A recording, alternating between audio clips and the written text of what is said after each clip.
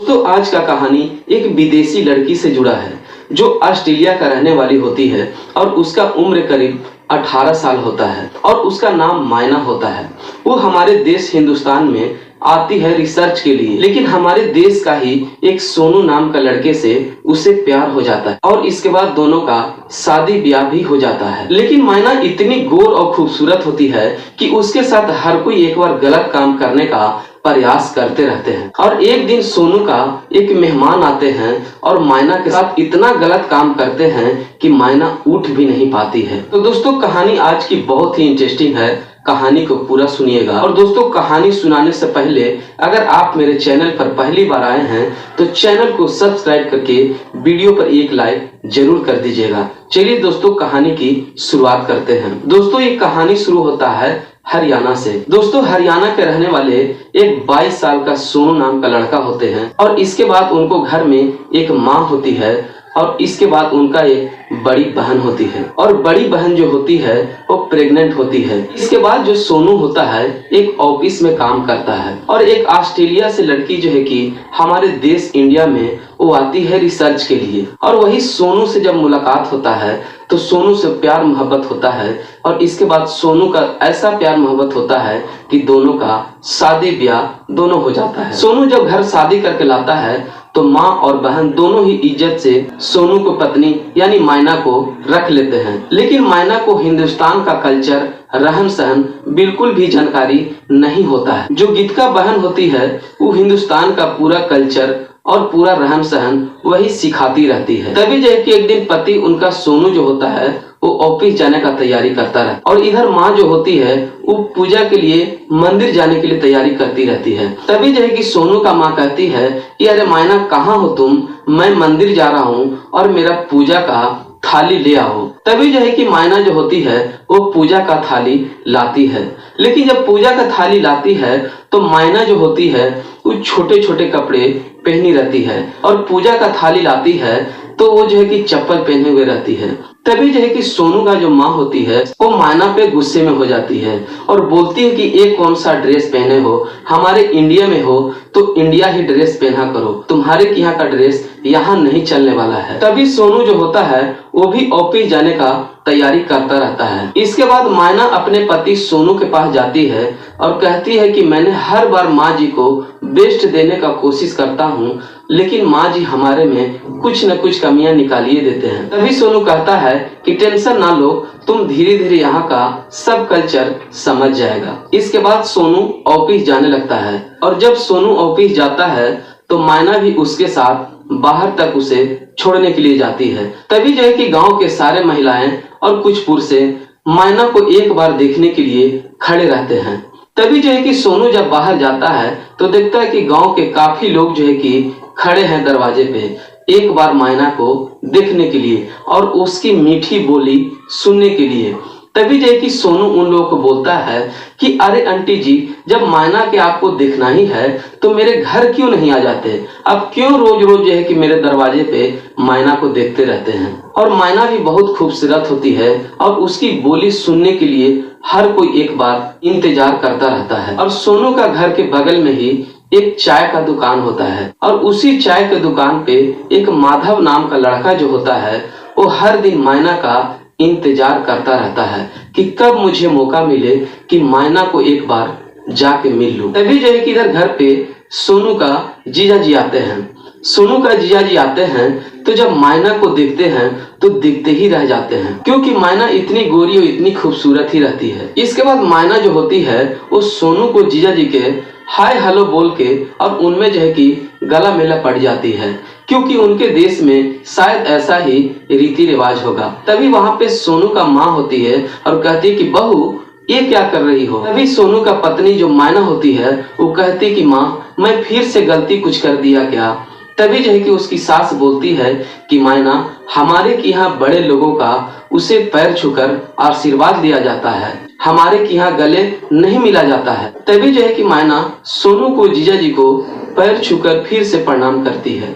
इसके बाद सब अपने अपने कमरे में चले आते हैं। इसके बाद सोनू का जो जीजा जी होते हैं वो अपने पत्नी के रूम में चले जाते हैं। तभी जो है कि सोनू का जो बहन होती है जिसका नाम होता है गीतिका, गीतिका अपने पति से बोलती है कि आप इतना भाभी को घूर घूर के क्यों देख रहे थे। तभी जो है कि गीतिका का पति बोलते हैं कि अरे यार, जहां से तुम्हारी भाभी आई है वहां से घूरना फिरना और टच करना ये सब आम बात है। इसके बाद फिर से गीतिका अपने पति से बोलती है कि देखिए, आपका तारीफ मैंने भाभी के साथ बहुत की है, आप इज्जत रख लीजिएगा, भाभी को कभी गलत निगाहों से मत देखिएगा। क्योंकि गीतिका को पता होता है कि उनका पति एक नंबर का अय्याश होते हैं, इसीलिए वो अपने पति को सारा बात समझा देती है कि मेरा इज्जत बचा के रखिएगा और भाभी को कभी गलत नजरों से नहीं देखिएगा। फिर उसका पति बोलता है कि अरे यार, मेरा तो एक लौता साला है और ऐसे भी वो मेरी सरहज है, तो कुछ तो मेरा भी हक बनता है ना। तभी उसकी पत्नी बोलती है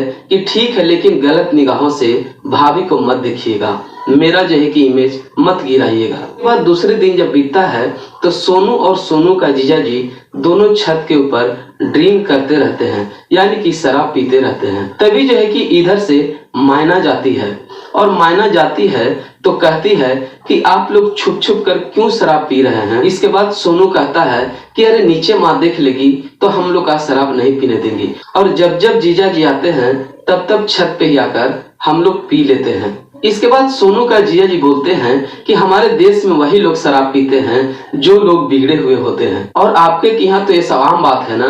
तभी मायना कहती है कि हाँ, मेरे कि यहाँ आम बात है। तभी जो है कि सोनू का जीजा जी बोलते हैं कि तब तो आप भी लेते होंगे। तभी जो है कि मायना कहते हैं कि हाँ हाँ, क्यों नहीं, मैं भी लूंगा। इसके बाद वहाँ मायना भी बैठकर पीने लगती है। इसके बाद सोनू का जो जीजा जी होते हैं वो मायना से कहते हैं कि मायना जी, आप हिंदी बहुत अच्छा बोल लेते हैं, आप ऐसे हिंदी का प्रैक्टिस कैसे की। तभी मायना कहती है कि मैं ऑस्ट्रेलिया में हिंदी का ही पढ़ाई कर रही थी, इसके बाद जब इंडिया में रिसर्च के लिए आया तो आपका साला जी मिल गए और आपके साले जी से मुझे शादी हो गया। इसके बाद सोनू का जिया जी बोलते हैं कि आप इतनी हिंदी सुंदर बोलते हैं कि आपको हमें देखने का बार बार मन करता है। और इसके बाद सोनू का जिया जी का मायना पे गलत निगाह रहने लगता है। तभी वहां से शराब उराब पीने के बाद सारे लोग अपने अपने कमरे में चले आते हैं। इसके बाद जब दूसरे दिन बीतता है तो सुबह का टाइम होता है। सुबह का टाइम होता है तो मायना जो होती है किचन में जाती है खाना बनाने के लिए। तभी उसका सास जो होती है वो खाना बनाने से मना कर देती है, क्योंकि सास को पता लग जाता है कि मेरी बहू भी रात में मीट मछली खाई थी और साथ में ड्रिंक भी की थी। इसीलिए उसको सास कहती है कि देखो, आज तुम किचन में मत आना और मैं आज जा रहा हूँ मंदिर, तुम्हारा खाना जो है कि तुम्हारे कमरे में रखा हुआ है और भूल कर भी किचन में मत आना और किसी चीज को मत छूना। और इसके बाद सभी लोग मंदिर चले जाते हैं। तभी जो है कि बाहर में माधव रहता है तो माधव कहता है कि भाभी जी, सब लोग कहाँ गए। तभी जो है कि मायना कहती है कि सभी लोग मंदिर गए। तभी माधव कहता है कि आप नहीं गए। तभी मायना कहती है कि हाँ, मैंने नहीं गया, मुझे कुछ काम है। इसके बाद मायना घर में चली आती है और सारे लोग मंदिर चले जाते हैं। और मायना अपने घर में आती है और टीवी चालू कर देती है और टीवी चालू करके खाना खाते रहती है। और जैसे खाना खाती रहती है तो मायना गलती से एक मिर्च खा लेती है और उसे अब जो है कि तीता लगने लगता है और उसको मुंह जलने लगता है। तभी जो है कि मायना को जब तीता लगता है तो मायना पानी खोजने लगती है। लेकिन मायना के सास कह के गई थी कि देखो बहू, तुम किचन में मत जाना और किसी चीज को मत छूना। तो मायना जो है कि किचन में नहीं जाती है और तुरंत जो है कि अपने पति को फोन लगाती है। अपने पति को फोन लगाती है तो कहती है कि हेलो सोनू जी, मैंने गलती से मिर्च खा लिया हूँ और मुंह मेरा बहुत जल रहा है। तभी सोनू उसका पति बोलता है कि अरे यार, मिर्च जब खा लिए हो तो इसमें कहने वाली बात क्या है, जाओ किचन से पानी ले लो और पी लो। तभी सोनू का माँ वहीं होती है और सोनू से मोबाइल ले लेती है और अपने बहू को कहती है कि देखो बहू, तुम किचन में मत जाना, अगर कोई बाहर है तो उसे बोल दो तुमको पानी भर के दे देगा। तभी जो है कि मायना जब बाहर में आवाज लगाता है तो वहीं पे माधव नाम का जो लड़का होता है वहीं बैठा रहता है। तभी मायना माधव को बुलाती है कि माधव जल्दी आओ, मुझे तुमसे कुछ काम है। माधव वहां से दौड़ा हुआ आता है। तभी मायना कहती है कि माधव, मेरे लिए पानी लेते आओ। तो माधव जो होता है वो पानी भरकर मायना को देती है और मायना जो है कि पीती रहती है। इसके बाद माधव को लगता है कि यही वो मौका है जिस दिन का मैं इंतजार कर रहा था। इसके बाद जब मायना पानी पी लेती है तो माधव उसको धर लेता है और माधव उसको जब धर लेता है तो मायना कहती है कि तुम मेरे साथ गलत क्यों कर रहे हो। तभी माधव बोलता है, अरे तुमने ही तो बुलाया है मुझे। तभी मायना कहती है कि मैंने गलती से मिर्च खा लिया था, इसीलिए मेरा मुंह जल रहा था और इसीलिए मैंने तुम्हें पानी लेने के लिए बुलाया था कि मेरा सास ने किचन जाने से मना किया है और कोई सामान छूने से मना किया है। और माधव जो है कि मायना को धर लेता है और मायना के धर के उसके साथ जबरदस्ती करने लगता है। वहाँ पे सोनू और सोनू का सारे परिवार आ जाते हैं और माधव को पकड़कर मारने लगते हैं। तभी माधव कहता है कि इसमें मेरा क्या गलती है, तुम्हारा पत्नी हमको खुद बुलाई थी और हमको पानी देने के बहाने अपने बेडरूम में हमको जबरदस्ती ले जाने लगी। तभी जो है कि मायना रोने लगती है और कहती है कि इस देश में भी इतना घिनौना काम होता है, मैं तो सोच भी नहीं सकता था। मैंने तो माधव को पानी देने के लिए बुलाया था, लेकिन माधव ने ही मेरे साथ गलत काम करने लगा। इसके बाद माधव वहां से भाग जाता है। तभी जो है कि मायना का सास होती है, वो मायना को कहती है कि तुम्हें इससे बुलाने की क्या जरूरत था। तभी मायना कहती है कि माँ जी, आपने मुझे किचन में जाने से मना किया था और आपने ही कहा कि बाहर में देखो कोई है तो बुला लो, और वहाँ पे कोई नहीं था, सिर्फ माधव ही था, इसलिए मैंने माधव को पानी देने के लिए बुलाया था, लेकिन माधव ने मेरे साथ गलत काम करने लगा। इसमें मेरा गलती क्या है माँ जी, आप ही बताइए। इसके बाद सोनू का जो जिया जी होते हैं वो कहते हैं कि अरे यार, तू लोग का पता नहीं है, ये जिस देश से आई है उस देश में ये सब छूना छाना बहुत आम बात है। तभी सोनू अपने जिया से बोलता है कि जिया जी, आप भी मायना को इतना गलत मत समझिए, मैं मायना को अच्छी तरीके से जानता हूँ, वो गलत लड़की नहीं है। इसके बाद सोनू का जो बहन होती है वो अपने भाभी को अपने कमरे में लेकर चली जाती है और अपने भाभी को समझाती है, मुझे आप पे विश्वास है भाभी कि आप कभी गलत नहीं कर सकती। तभी सोनू का बहन का पेट में दर्द होता है। इसके बाद सारे लोग जो है कि सोनू को बहन को हॉस्पिटल ले जाते हैं और वहाँ पे सभी लोग हॉस्पिटल में जाते हैं। हॉस्पिटल में जाते हैं तो सोनू का बहन को डॉक्टर भर्ती ले लेता है और इसके बाद कुछ दवाई लिखता है और कहता है कि जाइए ये दवाई जल्दी से लेकर आइए। तभी जो है कि सोनू मेडिकल चला जाता है दवा लाने के लिए। इसके बाद सोनू का जो माँ होती है अपने बहू से बोलती, गीतिका का कपड़े कुछ घर पे ही छूट गया है, इसलिए तुम घर चले जाओ और गीतिका का कपड़े लेते आओ, क्योंकि हो सकता है कि गीतिका को जब डिलीवरी होगा तो 1 सप्ताह के लिए उसे हॉस्पिटल में ही रहना पड़ेगा। तभी उसका बहू बोलती है कि माँ जी, मुझे तो रास्ता पता ही नहीं है कि कैसे जाना है। तभी जो कि उसका सास बोलती है कि ठीक है, जब ऐसा बात है तो तुम्हारे साथ सोनू का जिया जी चले जाते हैं और दोनों चले जाओ और सामान वहां से जल्दी ले आनो।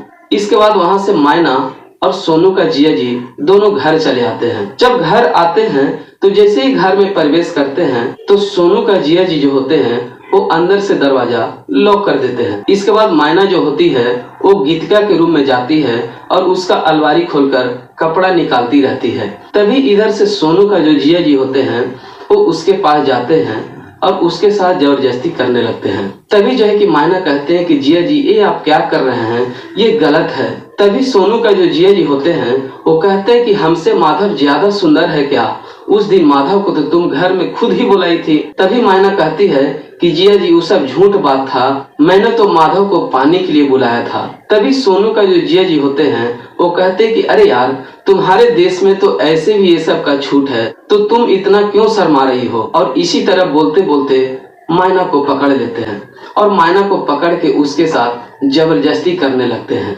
मायना रोती रहती है, बिलखती रहती है, चिल्लाती रहती है, लेकिन सोनू का जिया जी उसको एक भी नहीं सुनते हैं और उसके साथ बहुत गलत काम करते हैं।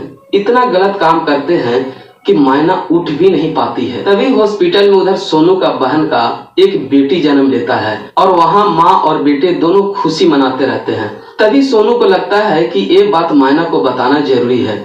इसके बाद सोनू जो होता है वो मायना को मोबाइल पे फोन करता है, लेकिन मायना का मोबाइल पे फोन करता है तो मायना का मोबाइल रखा हुआ रहता है और इधर सोनू का जिया जी मायना के साथ गलत काम करते रहते हैं। इसके बाद फोन रिसीव नहीं हो पाता है और इधर सोनू का जिया जी मायना के साथ गलत काम करके और गीतिका को कपड़े लेकर हॉस्पिटल चले जाते हैं।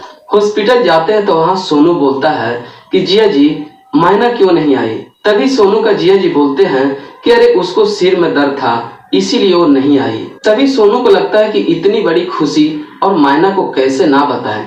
इसीलिए सोनू वहां से जल्दी अपने घर आता है मायना को खुशखबरी बताने के लिए।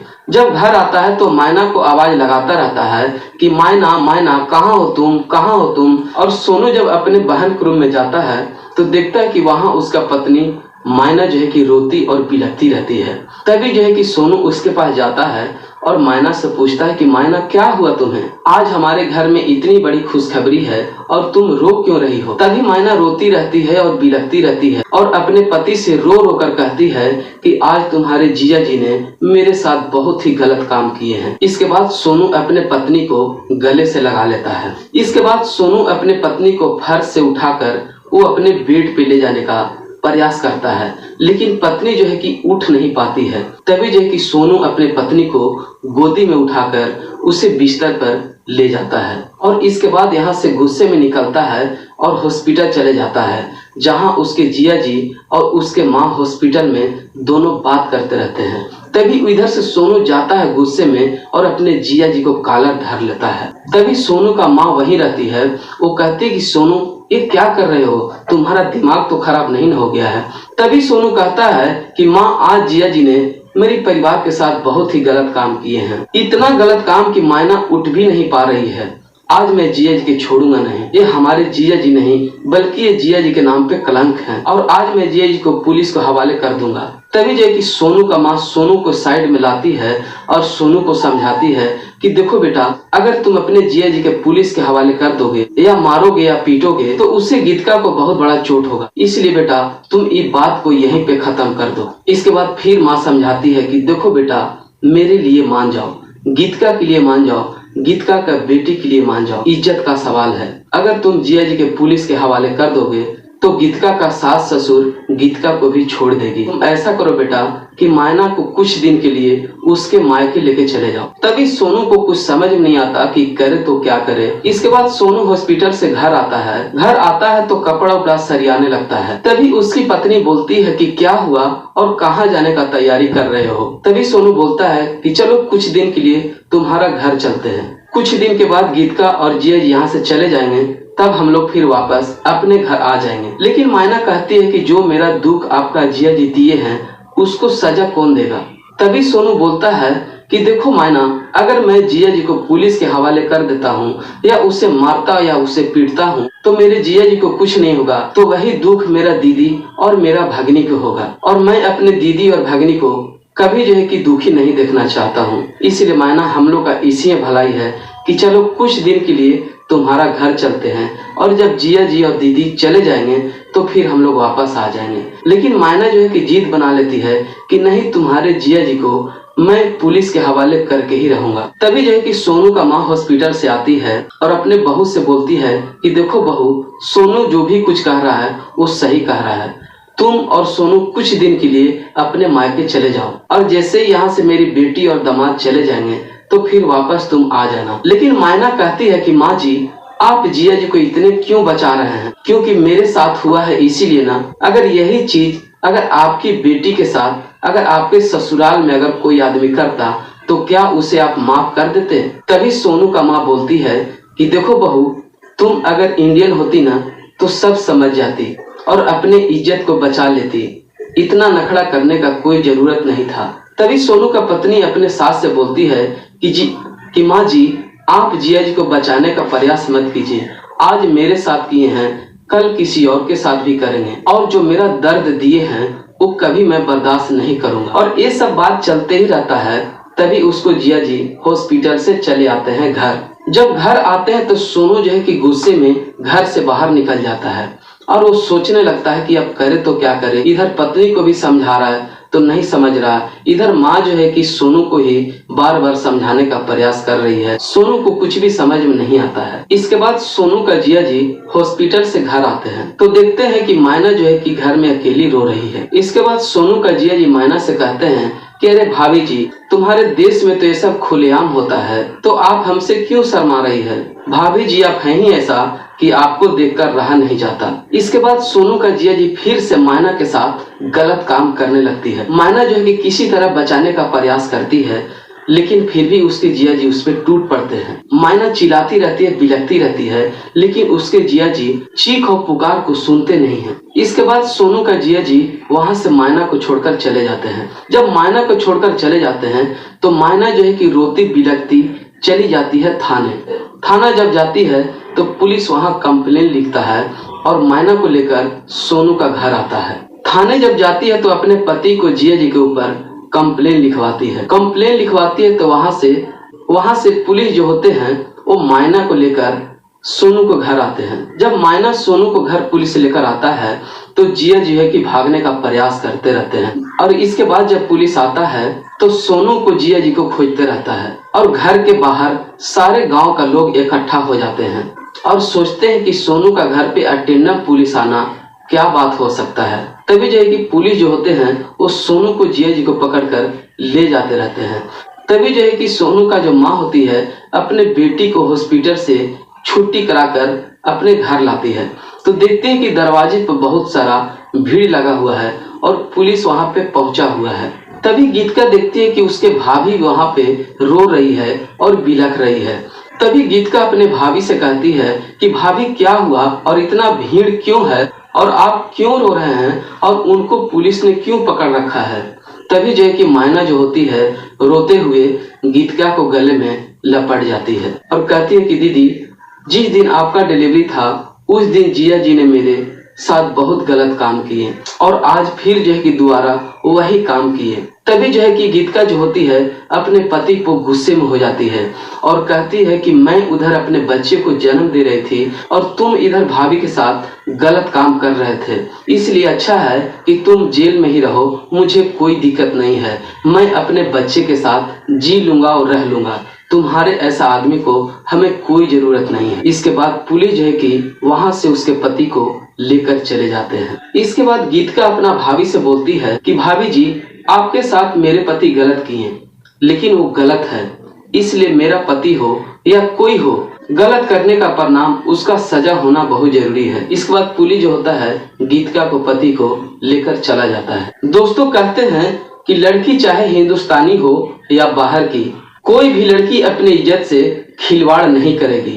ये लोगों का वहम होता है कि वो तो विदेशी लड़की है, उसके साथ कोई भी कुछ कर सकता है, कि उसके देश में तो ये सब खुल्लम खुला होता है। लेकिन दोस्तों ये आपका सोच गलत है, ये आपका दिमाग में भ्रम है और यही हाल मायरा के साथ हुआ।